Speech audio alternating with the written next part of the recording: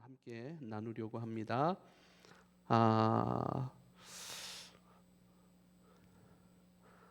안 믿을 때보다 믿을 때 더 이해가 되고 납득이 되는 그것이 이 복음이고 신앙생활이고 또 살아계신 하나님이고 그 하나님 안에 그 하나님이 말씀하신 나로 살아가는 것이 아닌가, 이런 생각들을 요즘 많이 하고 있습니다. 안 믿을 때보다, 하나님을 부정할 때보다, 또 성경이 말씀하시는 나의 존재, 오늘도 5가지 한계에 대해서 말씀을 드릴 건데요. 그 한계가 성경이 말하고 있는 것이고 우리가 같이 경험하고 있는 안타까움이기도 하고요. 근데요, 성경이 그것을 말하고 있고 그 5가지 우리의 한계에 대해서 하나님께서 간구하지 아니하시고, 너희가 나를 떠났기 때문에 당연한 결과야, 그 결과 속에서 한번 고생해봐, 이렇게 방치해 두시는 것이 아니라 주님은 최선을 다해서 우리를 돌이키시고 또 우리를 살리시고 또 우리를 생명으로 일으키시고 그 생명 안에 살아가게 하시는 그 일 가운데 온 지혜와 온 능력과 온 사랑, 온 생명을 전부 다 동원해서 우리 가운데 쏟아 주신 사건이 바로 예수 그리스도 십자가 죽으심, 그리고 부활, 그리고 그 부활 생명으로 이루어져 살아갈 하나님의 나라, 그 세상 아니겠습니까? 성경이 정확하게, 그러니까 우리의 인간됨에 대해서 불교도 사람에 대해서 얘기하고 있고요. 우리 복음도 사람에 대해서 얘기하고 있고, 모든 종교들이 사람은 어떠한 존재다 다 정의하고 있어요. 죽음은 어떤 것이다 다 정의하고 있다고요. 그리고 이 땅에서의 살아감이 어떤 것이다라고 전부 다 정의하고 있는데, 성경이 정의하고 있는 그 한계, 그리고 그 한계 속에서의 우리의 살아감, 그 우리의 단독의 살아감이 아니라 우리를 향하여 최선을 다하시고 모든 지혜와 사랑을 쏟아내시는 예수 그리스도는 하나님의 사랑입니다. 할렐루야. 예수는 하나님의 지혜이십니다. 예수는 하나님의 능력이시죠. 예수는 하나님의 생명이시고 예수는 하나님의 전부이십니다. 그 예수를 우리에게 허락하시고 그 예수를 통해서 우리를 구원하셨어요. 그러니까 하나님의 모든 것을 동원하셔서 모든 지혜와 사랑과 능력, 모든 생명을 우리 가운데 예수를 통해서 허락해 주신 거예요. 할렐루야. 그러니까 하나님을 안 믿을 때보다 하나님을 믿을 때 그것이 더욱 납득이 되고 더욱 그것이 우리 가운데 기쁨이 되고 확인이 되고 더 납득이 되는 그러한 세상 가운데 저와 여러분이 있음을 기억할 수 있기를 바랍니다. 우리에겐 어떤 한계가 있을까요? 첫 번째, 죽음이라는 한계입니다. 죽음이라는 한계. 죽음을 벗어날 수 있는 사람이 있을까요? 야고보서 4장 14절에는요, 내일 일을 너희가 알지 못한도다. 너희의 생명이 무엇이냐? 너희는 잠깐 보이다가 없어지는 안개니라. 내일 일을 너희가 알지 못한다. 그렇죠. 우리는 다 내일 계획을 하고 있어요. 계획.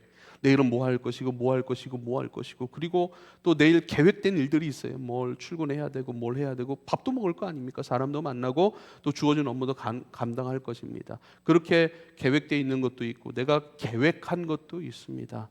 그런데 내가 계획한 것처럼 흘러갈 때도 있지만 내가 계획한 대로 흘러갈 수 없고 또 그렇게 계획한 대로 모든 것을 수행할 수 있는 능력이 내게는 없다라고 하는 것이니, 너희의 생명이 무엇이냐? 잠깐 보이다가 없어지는 안개와 같으니라 말씀하세요. 너가 너희의 인생 책임질 수 있다고 생각을 하느냐? 너가 그렇게 너의 능력과 지혜로 모든 것을 너의 뜻대로 이룰 수 있는 그러한 것들이 될 수 있겠느냐? 너의 인생이겠느냐라고 얘기를 하는 것이죠. 자신만만해하지 말아라. 너의 생명은 잠깐 보이다가 없어지는 안개와 같으니라. 이 말씀에 동의하십니까, 여러분? 동의하십니까? 동의 못합니까? 내일 일을 알 수 없어요. 내일 우리가 계획한 대로 이행될지 이행되지 않을지 우리도 몰라요. 그럴 거야 라고 생각을 했고, 그럴 거야 라고 생각했던 그런 하루하루가 지금껏 이어졌기 때문에 우린 그럴 거야 라고 계속해서 생각하고 있지만, 죽음은 순간입니다. 뜻하지 않게 찾아옵니다. 나의 능력 밖의 일입니다. 나의 지혜로 해결할 수 있는 것이 아닙니다. 죽음 앞에서 모두가 공평하죠. 부자나 가난한 자나 똑같이 죽음을 막을 수는 없습니다. 지식이 있는 자나 미련한 자나 죽음을 막을 길은 없습니다. 간혹 부자들이 자신의 죽음을 늦추기 위해서, 그렇죠? 죽음을 늦추기 위해서 어떤 미국의 유명한 기업의 CEO는요, 자신의 젊음을 유지하기 위한 방법으로 자신의 아들, 같은 피여야 하니까 자신의 아들의 피를 뽑아서 자기에게 수혈하는 그러한 실험을 계속하고 있다고 하는데, 그것마저도 만약에 그것이 어떤 효과가 있을 수 있지만 누군가의 희생이 따라야 하는 것이고, 그것이 효과가 있다 한들 죽음을 미룰 수 있겠습니까? 그만큼 죽음을 두려워하는 것이고, 죽음 앞에서는 내가 가진 능력, 재정, 내가 갖고 있는 지혜, 내가 이 능력으로 동원할 수 있는 모든 방법을 가지고도 막을 수 없다라고 하는 사실을 반증해내는 모습이 아닌가 싶습니다. 그렇죠. 죽음 앞에서는 모두가 공평합니다. 죽음이라는 한계 안에 우리는 살아가고 있습니다. 죽음은 모든 것을 공평하게 하는데요, 가진 자나 못 가진 자나, 여러분, 내가 의미 있다고 생각하는 그 일들, 그래서 그렇게 열심히 도전하고 열심히 금수저, 은수저, 흙수저, 수저가 없어서 무수저, 손으로 먹는다 수저가 없어서 손으로, 손수저, 이러한 인생들조차 그렇게 열심히 다름질한다 하도 죽음 앞에서는 모든 것을 다 내려놔야 돼요. 우리 모든 것을 다 스톱시키는 것이 바로 죽음이고, 그 죽음이라는 것을 한계로 가질 수밖에 없는 것이 우리 모든 인간의 모습인 것을 우리는 잘 알고 있습니다. 사랑하는 여러분, 죽음의 한계를 기억하십시오. 우리 모든 생명의 주관자가 되시는 하나님, 그 하나님을 인정하실 수 있기를 부탁을 드립니다. 그런데요, 이 죽음이라고 하는 이 한계에 대해서 예수님께서 뭐라고 말씀하십니까? 주님께서는 우리에게 말씀하실 때에 주님께서 우리에게 이렇게 말씀합니다. 하나님이 세상을 이처럼 사랑하사 독생자를 주셨으니 이는 그를 믿는 자마다 멸망하지 않고 영생을 얻게 하려 하심이라. 로마서 17장에는요, 사람이 범죄로 말미암아 사망이 그 한 사람을 통하여 왕노릇하였은즉 더욱 은혜와 의의 선물을 넘치게 받은 자들은 한 분 예수 그리스도를 통하여 생명 안에서 왕노릇하는도다. 모든 사람들은 죽음의 한계 속에서 멈춰야 하고 스톱될 수밖에 없지만, 그러나 예수 그리스도는 우리에게 영생을 허락해 주시는 분이십니다. 영생은 무엇인가? 영원히, 단순히 영원히 사는 것을 말하는 것이 아니에요. 영생은 하나님의 생명입니다. 사망은 뭘까요? 사람이 범죄로 말미암아 사망이 그 한 사람을 통하여 왕노릇하였다. 그렇죠. 죽음의 한계 속에서 사망의 지배 속에서 살아가고 있어요. 죄의 결과는, 죄의 삭은 사망이라고 말씀하셨습니다. 죽을 수밖에 없는 인간, 죽음은요 하나님의 생명이 없는 상태를 죽음이라고 얘기를 합니다. 그래서 우리 믿는 자들, 성경이 말씀하시는 우리의 죽음은요, 육체의 죽음을 말씀하는 것이고요, 예수님께서 우리에게 주신 생명은요 영생이니, 하나님의 생명을 우리에게 주셨으니 하나님의 것으로 경험하고 하나님의 것으로, 하나님의 생명은 죽음이 침범하고 죽음이 끌어당기고 죽음이 침범할 수 없는, 죽음이 영향을 끼칠 수 없는 생명입니다. 그래서 우리는요, 죽음이 끝이 아니에요. 육체의 죽음은 다 있는 거예요. 그래서 히브리서 9장 27절에 한 번 죽는 것은 사람에게 정해진 것이요 그 후에는 심판이 있다라고 말씀하고 계시는 것이죠. 육체의 죽음은 있습니다. 그러나 우리에게는 예수를 통하여 영생, 하나님의 생명이 주어졌으니 이제는 그 하나님의 생명이 우리 가운데 왕노릇하시는 역사 속에서 그 생명의 이끄심을 받아 살아가는 거예요. 그 생명이 우리를 어떻게 하죠? 하나님의 나라로 이끌어가는 거예요. 할렐루야. 죽음이 왕노릇하는 인생, 예수 그리스도의 영생의 역사, 영생의 은혜, 구원의 역사를 믿고 바라보지 못하고, 그것 안에 거하지 못하면 육체의 죽음과 같이 그 죽음의 결과로서의 사망, 그 책임들, 그 심판의 결과들 속에서 살아갈 수밖에 없지만, 죽음이 왕노릇해서 죽음이 이끌어가는 죄와 사망과 저주의 결과를 가지고 늘 고통하는 거죠. 그러나요, 이제는 생명이 왕노릇해요. 생명이 왕노릇해요. 생명이 이끌어가요. 그 생명이 누구예요? 아버지의 생명이 나를 이끌어 그분의 왕이신 그 생명이 나를 다스리세요. 나를 이끌어 가시는 거예요. 할렐루야. 이건 아주 중요한 개념이에요. 오늘 주보에도 제가 썼는데 사실 주보 목회 이제 글을 써서 우리 대형 형제에게 딱 넘기면 대형 형제가 한 9시, 8시, 9시쯤 받아가지고 점검하고 프린트를 딱 해내는데 제가 오늘은 안 되겠습니다. 오늘은 좀 늦게 보낼 것 같은데 내일 아침에 프린트 하십시오. 미안합니다. 하고 딱 보냈는데 그리고 나서 또 이렇게 기도하고 묵상하는 중에 막 이렇게 모르겠어요. 너무 가까이 말씀이 내게 느껴지는 거예요. 너무 가까이. 말씀이 그냥 가까이 확 느껴지는데 자 보세요. 김대열 목사 안에는 생명이 있어요. 생명. 생명이 뭘까요? 숨 쉬는 겁니다. 숨이 생명일까요? 숨을 쉬고 있다는 것은 내 안에 생명이 있다는 것이잖아요. 내 안에 생명이 있으니까 그 생명이 나를 움직이게 하잖아요. 생명이 없으면 죽은 거예요. 죽으면 움직이질 못해요. 듣지를 못해요. 죽으면요, 생명이 없으면, 죽으면 생명이 없으면 아무것도 할 수가 없는 거예요. 그죠? 근데 생명이 있으니까 움직여요. 생명이 있으니까 그 생명이 무엇을 하고 싶다라고 하는 소원과 의지를 내 안에 채워놓으면 우리는 그 생명의 의지와 소원을 따라 그리고 움직이게 하는 그 생명의 역사를 따라 우리는 살아가잖아요. 그렇죠? 생명 때문에 움직이고 생명 때문에 먹고 마시고 생명 때문에 그 일을 행하고 생명 때문에 살아가는 거예요. 그러면 내 안에 내 생명이 아니라 그리스도의 생명이 내 안에 계시는 거예요. 할렐루야. 그리스도의 생명이 내 안에 계셔서 나를 이끌어 가시는 거예요. 그리스도의 생명이 내 안에 왕노릇 하시는 거예요. 은혜로서 왕노릇 하시는 거예요. 그리스도의 영생의 구원을 받아라. 영생의 구원 안에 너를 세워가라. 영생의 구원 안에 내가 너를 세워갈 것이고 영생의 구원 안에서 너를 승리하게 할 것이고 영생의 구원 안에서 너를 인내하게 할 것이고 그 모든 과정 속에서 그리스도를 만나게 할 것이고 그리스도로 세워갈 거야 라고 하시는 그 생명의 왕노릇 하심 안에서 저와 여러분이 살아가고 있음을 여러분이 기억할 수 있길 바랍니다. 할렐루야. 죽음의 한계가 사람들은 전부라고 얘기를 합니다. 죽음 이후의 삶은 없다라고 얘기를 하고요. 그것을 그냥 그렇게 단순히 뭐 죽음 위에 자기의 한계이기 때문에 사람들은 자기의 한계의 것은요. 잘 보세요. 지금도 올림픽을 하잖아요.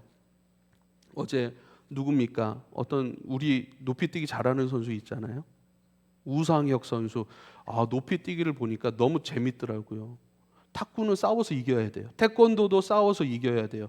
근데 장대 높이 선수들은 끊임없이 모르겠어요. 시간 제한도 없는 것 같아요.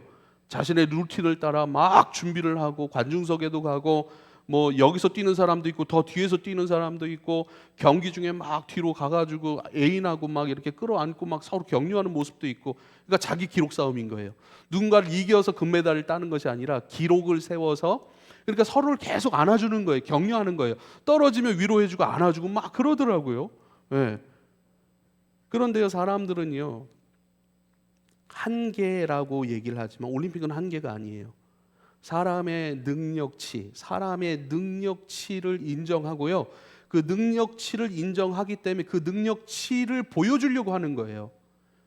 그 능력치 우리가 가지고 있는 한계라고 여기지만 진짜 한계라고 여기는 것에 대해서 사람은 도전하지 못해요. 한계인데 어떻게 도전합니까? 근데 올림픽은 한계가 아니에요. 도전할 수 있는 거예요. 한계가 아니기 때문에. 그래서 점점 기록이 나아지잖아요. 점점 높은 곳을 더 멀리, 더 높이, 더 빠르게 달려가는 그 일들을 계속 즐겁게 행하고 있잖아요. 근데 진짜 한계에 대해서는 사람들은 도전할 생각을 못해요.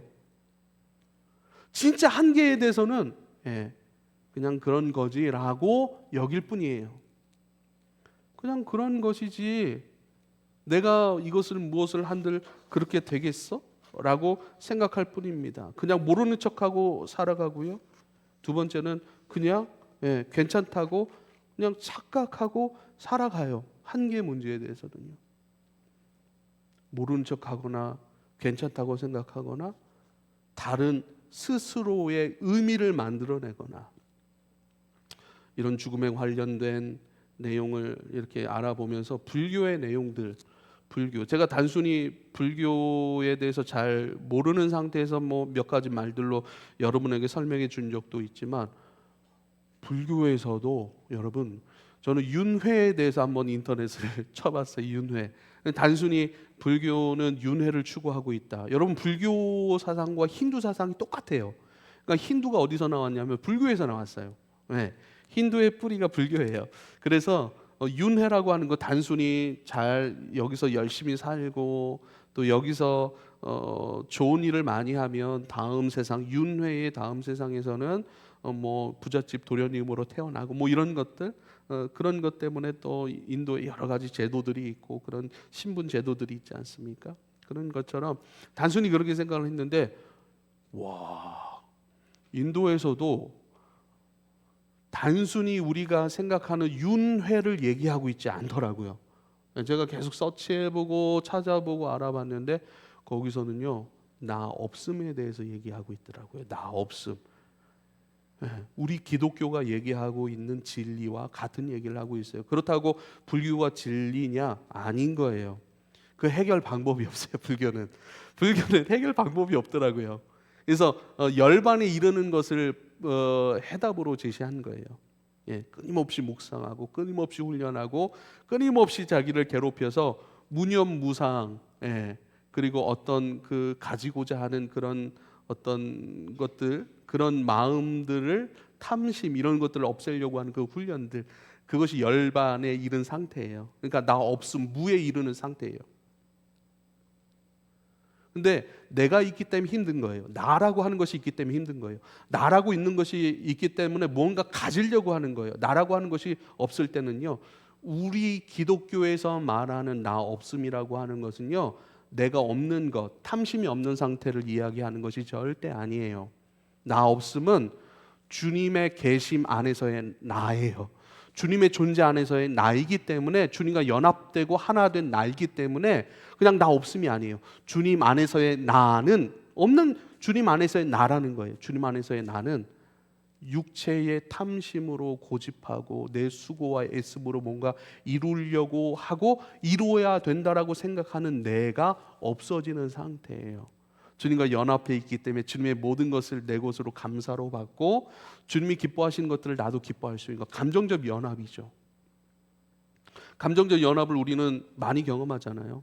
예, 사람들과 차를 마시고 또 뭐 맛있는 음식을 먹고 그러면요, 괜히 즐거워요. 제가 우리 예찬이 오랜만인데 예찬이하고 같이 밥 먹어요. 차를 마셔요. 예찬이하고 다시 뭐 쇼핑을 해요. 예찬이하고 뭐 물놀이를 갔어요. 예를 들면, 예, 그 모든 활동들 통해 예찬이가 느끼는 기쁨과 내가 느끼는 기쁨이 다를까요? 같은 거예요. 같은 거예요. 그때는 내가 없는 거예요. 나는 이걸 기뻐해, 이걸 기뻐해, 이걸 기뻐해. 그거 아니잖아요. 같이 먹으면서 농담하고 같이 먹으면서 서로를 신뢰하고 사랑함 안에서 작은 이야기를 던져도 같이 웃어버려요. 그때는 내가 이렇게 해야 나는 즐겁고 이런 게 없는 거예요. 하나의 기쁨의 상태인 거예요. 내가 없는 상태인 것이죠. 그 생명이 나를 주장한다라고 하는 것은요, 예, 사망의 영향 속에서 나를 건져내는 거예요. 사망이 주는 부담, 사망이 주는 인생의 고민과 한계 속에서 끊임없이 죽기 싫은데 죽음을 맞이할 수밖에 없는 그 한계의 안타까움 속에서 아파하고 힘들어하고 늘 고민하고 뭔가 내 수고와 열정과 에너지를 동원해서, 능력을 동원해서, 지혜를 동원해서 그것을 극복하려고 하고 어떻게 하면 벗어날 수 없을까라고 하는 인간적, 예, 그러한 고민 속에서 헛된 수고를 하는 인생이 아니라 그 생명이 이끌어가요. 그리고 성경은 우리에게 죽음에 대해서 정의를 해줬어요. 예, 죽음은 육체의 죽음일 뿐이지 죽음 위에는 심판이 있을 것이고 그 심판은 영에 대한 심판이다. 영이 있고 예수를 믿는 자들은 예수와 함께, 예수와 연합되고 예수님께 이끌려, 예, 오직 하나님 나라에 들어가실 수 있는 분은 예수 그리스도 한 분뿐입니다. 할렐루야. 이 세상에 몸을 입고 있는 존재 중에서 오직 하나님 나라에 합당하고 들어갈 수 있는 유일한 존재가 예수예요. 우리도 못 들어가요. 우리가 들어갈 수 있습니까? 못 들어가요. 우리는요, 들어가게 되어지는 거예요. 왜요?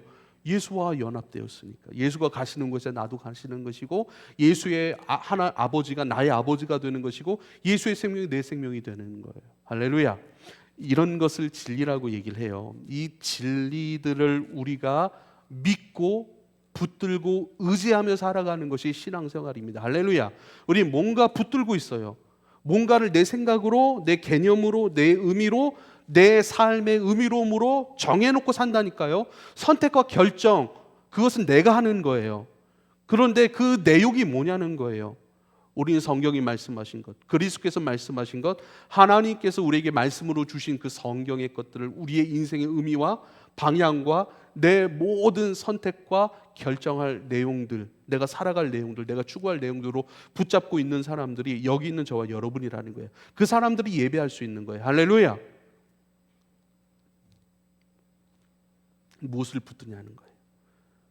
죽음의 한계 속에서 우리의 생명으로 왕노릇 하시는, 그 은혜를 베푸시는, 왕노릇 한다. 그분의 생명이 나를 이끌어 가신다. 우리가 수요 예배 때 화목에 대한 말씀을 배웠어요. 화목. 예, 화목함. 주님께서 우리를 구원하셨고, 주님께서 우리로 하여금 아버지의 세상으로 들어오게 하셨고, 아버지의 모든 것을 누릴 수 있게 하였다. 그러므로 이것이 로마서 5장 1절 2절 말씀입니다. 우리 함께 찾아볼까요? 로마서 5장 1절 2절의 말씀, 몇 페이지 안 되니까 한번 넘겨봐서 찾아보십시다. 그러니까 여기서 말씀하시는 그러므로의 신앙으로 우리가 들어가야 돼요. 이게 신앙의 본질이에요. 이게 신앙의 실제예요. 그러므로의 신앙으로 들어가지 않으면 늘 그 그러므로 이전의 상태, 그러니까 나는 구원을 얻었는가? 나의 죄의 문제는 어떻게 해결하지? 죽음의 한계는 어떻게 극복하지? 늘 여기서 고민하고 애쓰고 늘 여기서 방황하는 거예요. 이젠 주님 말씀하심을 붙들고 그러므로의 신앙으로 들어가는 거예요. 그러므로의 신앙이 뭔가 같이 읽겠습니다. 시작. 그러므로 우리가 믿음으로 의롭다 하심을 받았으니 우리 주 예수 그리스도로 말미암아 하나님과 화평을 누리자. 또한 그로 말미암아 우리가 믿음으로 서 있는 이 은혜에 들어감을 얻었으며 하나님의 영광을 바라고 즐거워하느니라. 아멘. 뭐라고 얘기를 해요? 은혜가 주어졌으니 주어진 것, 이거 가만히 들고 있다가 아빠가 먹으라고 할 때 먹어야지. 이거 아빠가 선물로 이 옷을 주셨는데 아빠가 입으라고 할 때 이제 입어야지. 늘 기다리는 거예요. 입질 못해, 먹질 않아. 내가 먹으면 안 될 것 같아. 아니에요. 입으라고 주신 거예요. 먹으라고 주신 거예요. 들어가서 놀라고 티켓을 주신 거예요. 하나님 나라 티켓. 그 은혜의 들어감. 은혜의 들어감을 얻었으니 이제는 들어가자. 은혜의 들어감을 얻었으니 하나님의 영광을 바라고 즐거워하자, 누리자라고 말씀하는 것입니다. 우리 주 예수 그리스도로 말미암아 하나님과 화평을 누리자 그래요. 화평을 누리자. 화평하자 아니에요. 화평하게 하셨어요. 예수가 화평하게 하셨어요. 이제는 누려야 돼요. 그 생명의 다스림, 그 생명의 왕노릇 하심을 인정하고 내 안에 육체의 생명은 있는 거예요. 육체의 생명은 죽는다니까요. 죄 때문에. 언젠간 죽어요. 잠시 존재할 뿐이에요. 육체의 생명으로 막 탄신도 올라오고 정욕도 올라오잖아요. 근데 그건 죽는다니까요. 잠시 있는 거예요. 왜요? 맛을 보게 하기 위해. 어떤 맛을요? 영도 육체로 예배도 육체로 하잖아요. 그렇잖아요. 여기 앉아 있는 것은 육체잖아요. 육체로부터 걸어와야 되잖아요. 그러니까 이 육체도 범죄하기, 죄짓기 위해 쓰임 받는 것이 아니라, 영이신 하나님을 담아내는 그로서의 육체인 거예요. 이제는. 할렐루야. 그래서 누려야 되는 거예요. 누림으로 들어가는 거예요. 그 생명이 내 안에 있음을 인정하고, 그 생명이 나를 다스리고 있음을 인정하고, 왕같은 제사장이라 말씀하셨으니 왕같은 제사장, 그 왕이 누구예요? 예수예요. 제사장이 누구예요? 예수예요.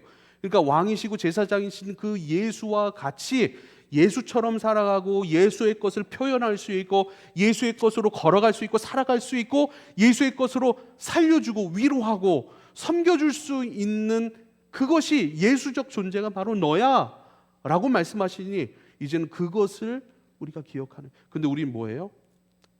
생각의 한계, 의식의 한계. 늘 육체만 봐요.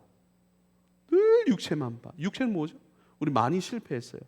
많이 좌절했어요. 실패와 좌절에 익숙한 육체를 늘 보니까 그 결과가 뭐예요? 염려와 근심이에요. 그래서 염려하지 마라, 근심하지 마라. 네가 염려하고 근심하는 모든 것 하나님이 이미 이루신 세상 안에 해결된 문제야라고 말씀하고 있는 것이죠. 첫 번째, 죽음이란 한계. 두 번째 말씀드립니다. 본질적 두려움이라는 한계입니다. 본질적 두려움이라고 하는 한계. 요한일서 4장 18절에요. 사랑 안에 두려움이 없고 온전한 사랑이 두려움을 내쫓나니 두려움에는 형벌이 있음이라. 두려워하는 자는 사랑 안에서 온전히 이루지 못하였느니라. 쉬운 번역으로 한 번 더 읽습니다. 사랑에는 두려움이 없습니다. 완전한 사랑은 두려움을 내쫓습니다. 두려움은 징벌과 관련이 있습니다. 두려워하는 사람은 아직 사랑을 완성하지 못한 사람입니다. 그러니까 사랑하지 못했어요. 사랑하지 못해서 그 사랑하지 못함에 대한 책임, 바로 형벌이라는 거예요. 사랑하지 못함 때문에 형벌이 있을 거라는 두려움에 늘 매여서 쫓기듯 살아가는 사람에게는 아직 완전한 하나님의 사랑이 이루어지지 않은 사람입니다 라고 얘기를 하는 거예요. 무슨 얘기냐면요, 사랑이라고 하는 갈망, 참된 사랑, 사랑의 사람으로 살아가는 것, 사랑하는 것에 대한 마음의 갈망이 늘 있다는 거예요. 우리는 옳음, 사랑, 하나님, 정의, 공평, 이것을 다 사랑이라고 표현할 수 있겠죠. 그 사랑에 대한 갈망이 마음에 늘 있지만 그 갈망, 그것을 온전히 이루며 살아가지 못하는 한계가 있다는 거예요. 우리 안에 양심이 있다는 거예요. 바르게 살아야 된다라는 갈망이 있는 거예요. 늘 우리 마음에, 우리 인생에 바른 길이 있다라는 것을 염두하며 살아가는 거예요. 우리 마음은 우리 인생에 바른 길이 있습니다라는 사실을 염두하며 살아가는 거예요. 그런데 그 염두하는 그 바른 길이 있음을 우리는 알고 있는데, 감각하고 있는데 그 길을 갈 수 있는 능력과 지혜가 우리에겐 있다 없다? 우리에겐 없는 거예요. 인터넷에 보면요, 사람들은 사랑과 정의에 대해서, 공평에 대해서 굉장히 갈망하더라고요. 예수 안 믿는 사람도 마찬가지예요. 뭔가 부당하고 공평하지 못하고 뭔가 사람으로서, 우리가 생각할 때 사람으로서 해서는 안 될 행동을 하는 그런 기사들이 올라오면, 소식들이 올라오면 그것에 사람들이 막 댓글을 달아요. 야, 그렇게 살면 되겠느냐? 야, 네게 양심이 있느냐? 어떻게 사람의 탈을 쓰고 그런 짓을 할 수 있느냐라고 막 비난하죠. 한번 보세요. 우리 안에 그러한 인생이 합당한 모델, 인생에 합당한 길, 이것을 늘 염두에 두고 살아가고 있다니까요. 그런데요, 그렇게 살아갈 수 있습니까? 그렇게 완전함, 마음이 원하는 그대로, 마음이 인정하는 옳은 길에 대한 그 삶의 모습을 우리가 완전히 살아낼 수 있습니까? 없다는 거예요. 그럼 보세요. 요한일서 4장 18절 말씀을 읽어드렸는데 19절 말씀을 읽어드릴게요. 다시. 그러면서 우리가 사랑함은 그가 먼저 우리를 사랑하셨음이라. 아, 사람은 사랑하며 살아야 되는데 그렇게 살지 못한 것에 대한 형벌이 있을까 봐 늘 두려운 거예요. 그런데 우리가 사랑함은, 그럼에도 불구하고 우리 연약하지만 우리가 사랑하며 살아가는 이유는 뭔가? 먼저 우리를 사랑하셨습니다. 그러니까 본질적 사랑이에요. 먼저 우리를 사랑하시는 하나님 사랑, 신적 사랑, 진짜 사랑, 본질적 사랑, 그 본질적 사랑을 경험했기 때문에, 본질적 사랑을 깨달았기 때문에, 본질적 사랑을 만났기 때문에 그 하나님적 사랑을 우리도 흉내낼 수 있습니다. 보여줄 수 있습니다. 아, 사랑은 이렇게 하는구나 라고 알고 그 사랑의 바른 모습, 우리는 완전하지 못하지만 그 하나님의 사랑을 맛보고 경험했으니 그 사랑의 길로 우리는 걸어갈 수 있는 존재입니다. 다 살아내지 못하더라도 흉내 정도 낼 수 있는 사람들입니다 라고 얘기를 하는 거예요. 20절에 누구든지 하나님을 사랑하노라 하고 그 형제를 미워하며 이는 거짓말하는 것, 보는 바 그 형제를 사랑하지 아니하는 자는 보지 못하는 바 하나님을 사랑할 수 없느니라. 그러니까 하나님의 사랑을 경험한 사람은 하나님의 사랑을 경험한 사람은 눈에 보이는 내 형제들을 사랑하게 된다는 거예요. 근데 눈에 보이는 형제들을 사랑하지 않으면 하나님의 사랑을 경험하지 못한 사람이래요. 알지 못하는 사람이래요. 사랑은 이어지는 거예요. 그러니까 우리 안에 생명으로 존재하고 역사하시는 그리스도의 영은 사랑의 영이시고 사랑하게 하는 영이세요. 우리는 사랑하고 싶지만 사랑하지 못해요. 그러나 그 생명의 다스림, 예수의 생명인 예수의 영, 그 생명이 내 안에 생명으로 역사할 때 우리는 사랑할 수 있는 사람이 되는 거예요. 그래서 나는 사랑할 수 없지만 사랑하게 하시는, 사랑의 길로 인도해 가시는, 사랑으로 승리하게 하시는, 사랑으로 용서하게 하시는, 사랑으로 억울한 내 인생, 사랑으로 나를 보듬고 사랑으로 재해서 너는 억울한 인생이 아니라 너는 하나님 때문에 용서할 수 있고 하나님 때문에 그 상처 때문에 열등감 속에 머무는 인생이 아니라 하나님 사랑 때문에 더 큰 사랑으로, 더 큰 용서로, 더 고귀한 사랑의 인생으로 부르심을 받았고 그 길로 너는 한 걸음 한 걸음 걸어가고 있어. 이렇게 해석하게 하시는 성령 하나님. 할렐루야. 그래서 21절에 이렇게 말씀합니다. 우리가 이 계명을 주께 받았으니 하나님을 사랑하는 자는 또한 그 형제를 사랑할지니라. 이것이 우리의 삶의 방향이래요. 목적이래요. 이것이 주님께로부터 받은 명령이래요. 이것이 내 마음의 소원, 그 사랑이 이끌어내는 내 삶일 뿐만 아니라 나도 그것에 아멘하고 동의하고 내 삶으로 받아들여 내 목적으로 달려가는 분명한 방향, 그게 바로 사랑이라고 말씀하는 거예요. 할렐루야. 근데 우리는 사랑하지 못할 때가 여전히 많아요. 그래서 뭐 하죠? 아파해요. 아파함 속에서 머물지 않아요. 자책하지 않아요. 아파함을 가지고 회개하고 회개의 기도 안에서 주님과 교제하고 그 교제를 통해서 우리를 위로하고 격려하시고 힘주시고 내가 너를 이끌어낼 거야 라고 하시는 그 주님의 약속에서 다시 일어서고 다시 주님을 더 깊은 따라감으로 순종해 가는 은혜의 사이클 안에서 더 깊어져 가는 저와 여러분인 것을 감사하실 수 있기를 부탁을 드립니다. 해답은 하나님 한 분이세요. 답을 이미 가졌죠. 근데 우리는 그 가진 답을 자세히 들여다보려고 하지 않아요.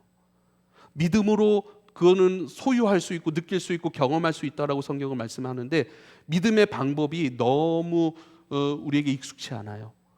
믿음이 아니라 보이는 것을 보이지 아니하는 세상에 대한 갈망이 아니라 인정이 아니라 눈에 보이는 것, 육체, 세상적 방법이 너무 익숙해요. 그래서 세상을 떠나 주님 안에서 주님을 예배하고 주님을 듣고 주님 아멘하고 그것을 가지고 함께 성도들이 서로 떡을 떼고 성도들이 서로 교통하고 그렇게 익숙한 세상을 떠나 그리스도께 더 익숙해지기 위한 교회 생활. 그래서 교회 생활이 중요한 거예요. 그 교회 생활 안에서 여러분 더욱 신뢰할 수 있기를, 주님을 더욱 신뢰할 수 있기를 여러분 축복합니다. 해답은 가졌지만 여전히 세상적 육체적 방법으로 접근하려고 하니까 이게 안 되는 거예요. 지식적인 것으로 이해하려고 하니까 안 되는 거예요. 해답을 가졌으니 그 해답을 믿음으로 가져보십시오. 믿음으로 마음에 품어보십시오.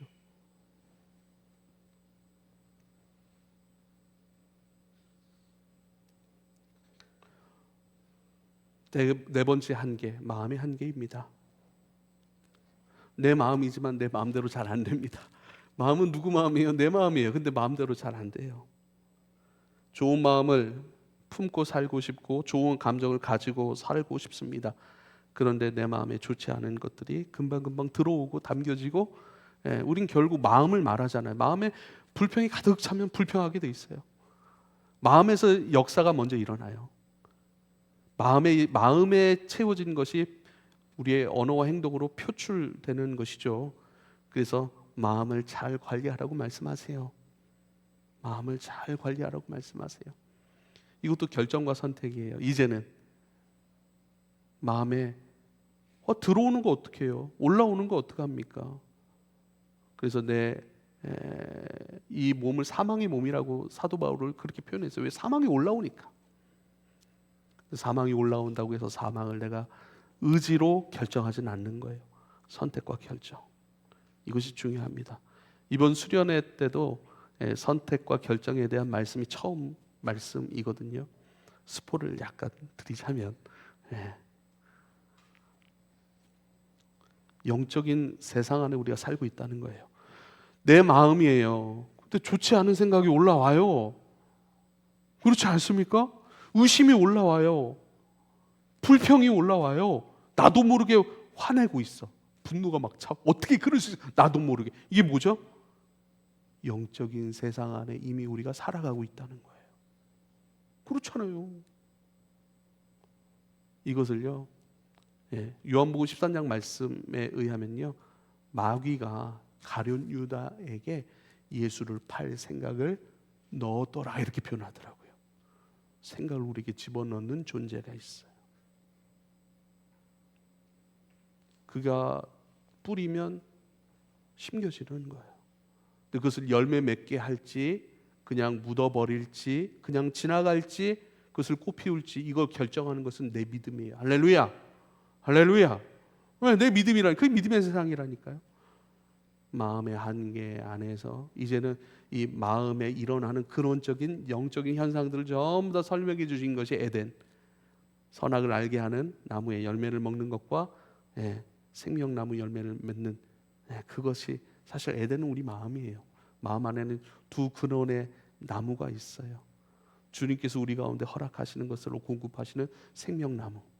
끊임없이 의심하고 끊임없이 지식으로 판단하고 정죄하고 내 것이라고 생각해서 내 것으로 원망과 불평의 것을 행하는 지식나무. 무엇을 어떤 열매를 따먹을 것인가, 어떤 열매를 표현하고 흘러가게 할 것인가 라는 것은 우리가 결정할 문제가 되는 것이죠. 다섯 번째, 우리 한계는 뭡니까? 우리가 아무리 준비한다고 하더라도 우리가 잘 준비했어요. 잘 농사 지어놨어요. 비 엄청 내어버리면 끝이에요. 홍수 한번 잘못 나면 끝이에요. 비 안 내리면 열매가 될 수 없는 거예요. 자연 모든 만물의 한계 속에서 우리는 살아가고 있지 않습니까? 이걸 보면 이 세상의 주인이 사람이 아니라는 거예요. 우리 애쓰고 수고하고 열매 맺고자 하는 것들이 한 번에 무너질 수 있어요. 어저께도 100년 주기마다 크게 지진이 난다고 하더라고요. 일본이 100년 주기로 일본은 그렇게 어떤 그 지진이 이렇게 많이 일어나는 그런 현상도, 그것 때문에 굉장히 긴장하고 있고 그것 때문에 이렇게 준비하고 있다라고 얘기를 하는데, 그렇잖아요. 그 영향 때문에 또 여러 가지 그런 방사능 문제도 크고, 그것이 이웃 나라인 우리뿐만 아니죠. 우리 지구 안에 다 있는데 다 이웃 아니에요? 하와이도 긴장하고 있고 전부 다 그런 문제 때문에 수출을 하느니 마느니 어떤 무역 분쟁이라든지 이런 것들로 세상이 복잡하잖아요. 우리의 한계 넘어 있는 그 모든 과학과 모든 인간의 지식과 지혜와 능력과 모든 자원과 모든 우리가 동원할 수 있는 것의 집약이라고 할 수 있는 그런 시설들이 한 번에 무너져 버리잖아요. 무너지기만 합니까? 그 무너짐으로 인해서 수많은 사람들이 피해를 입고 수많은 자연 만물이 파괴가 되고, 그로 말미암아 피해는 고스란히 우리 사람이 받잖아요. 가족과 친구들을 잃어버린 사람들이 너무 많지 않습니까? 내 생명의 주인도 내가 아닌 거예요. 이 세상의 주인도 사람이 아닌 거예요. 우리의 지식과 건강, 그것이 충만하다 할더라도 우리의 마음, 그걸 하고 싶은 마음이 없어졌어요. 많은 것을 가졌더라도 인생을 부정하는 모습들을 한번 보십시오. 아무리 풍족해도 부정해요. 분노해요. 아무리 좋은 것을 가졌더라도 분노하고 그 열등감에 사로잡혀 잘못된 행동을 하니 사람들이 상처를 입고, 또 그것 때문에 영광을 받는 것이 아니라 돈 많이 가졌고 그 많은 돈을 가지고 사람들을 살려내고 인류 평화에 공헌한다면 많은 박수와 칭찬을 받지 않겠어요? 근데 그 가진 것으로 못된 짓 해요. 가진 것으로 사람을 억압해요. 그런 일도 있더라고요. 내 마음의 주인도 내가 아닙니다. 내 몸의 주인이요? 나라고요? 에이, 아닙니다. 누가 그러더라고요. 우리 임 집사님 말씀해 주셨나요? 네. 운동 열심히 한 사람이 일찍 죽는데요. 이게 데이터에 나왔어요. 이게 이 데이터에 나왔다니까요. 여러분들 목사님 고지혈증, 고혈압 조심하셔야 됩니다. 예, 하면서 약을 드셔야 됩니다. 뭐 하는데 많이 안 움직이고 많이 안 움직이고 조금 게으른 사람들이 오래 산다 하더라고요. 이게 데이터에 나왔어요. 뭐 그렇다고 해서 다 게을러진다? 아니요. 자기 길대로 살죠. 뭐 살아왔던 대로 사는 거죠. 뭐 그렇죠? 네. 그럼 마음은 좀 우리 즐겁게 기쁘게. 죽음이라는 한계, 마음의 한계, 상황이라는 한계. 여러분, 이 한계 속에서 하나님이 안 계시다라고 하는 사실을 인정하는 것보다 이 한계 때문에 하나님이 살아계신다 라는 사실을 믿을 때 우린 극복할 수 있고, 또 오히려 하나님을 믿을 때에 우리 인생의 답을 가져 더 이상 두려워하거나 죽음에 질질 끌려다니는 인생이 아니라 오히려 이 모든 상황 속, 주어진 상황 속에서 주님으로 되어져가는 인생으로서 하루하루 주님의 생명에 동참하고 그 안에서 잘 빚어지고 그 안에서 주님 그 생명이 이끌어 내게 만나게 하시는 세상과 만나게 하시는 그 은혜들 속에서